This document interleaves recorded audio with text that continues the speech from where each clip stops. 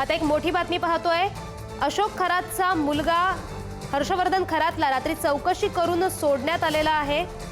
अशोक खरात आणि हर्षवर्धन खरातची एकत्रित चौकशी करण्यात आलेली आहे। अशोक खरातचा मुलगा हर्षवर्धनला चौकशी करून सोडण्यात आलेला आहे। त्या दोघांची ही एकत्रित चौकशी झाली। रात्री उशिरापर्यंत एसआयटी कडून हर्षवर्धन खरातवर प्रश्नांची सरबत्ती सुरू होती। रात्री 7:30 वाजेच्या दरम्यान एसआयटीच्या पथकानं घेरून हर्षवर्धनला ताब्यात घेतलं होतं।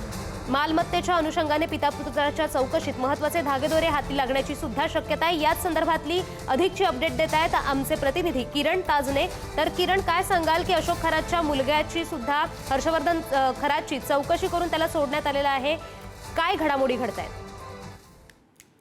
गौरी, काल रात्री साधारणपणे 7:30 वाजेच्या दरम्यान हर्षवर्धन खरात याला खरात कुटुंबीय ज्या ठिकाणी राहतं त्या ठिकाणाहून ताब्यात घेतलेलं होतं।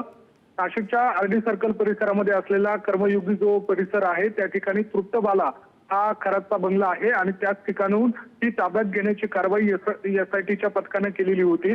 यामध्ये मालमत्तेच्या अनुषंगाने खरातकडनं तपासामध्ये सहकार्य केले जात नाहीये आणि त्या सगळ्या अनुषंगाने मुलाकडून या सगळ्या संबंधी अधिकची माहिती घेण्यासाठीचा तपासाचा जो भाग आहे त्या कामी त्याला ताब्यात घेण्यात आलेलं होतं। काही तास चौकशी करून झाल्यानंतर हर्षवर्धन खरातला सोडून देण्यात आलेलं। मात्र पिता पुत्रांना समोरासमोर बसून खरात पिता पुत्राची एसआयटीने ही चौकशी केलेली आहे।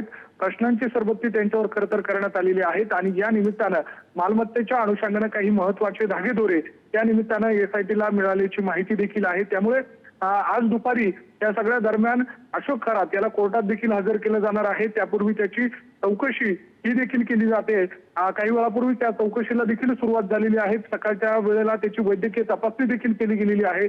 अवघे काही तास शिल्लक राहिल्यानं खरातची जी चौकशी आहे तिला वेग आल्याचं त्या ठिकाणी आपल्याला पाहायला मिळत आहे। गौरी, धन्यवाद दिलेल्या या माहितीबद्दल।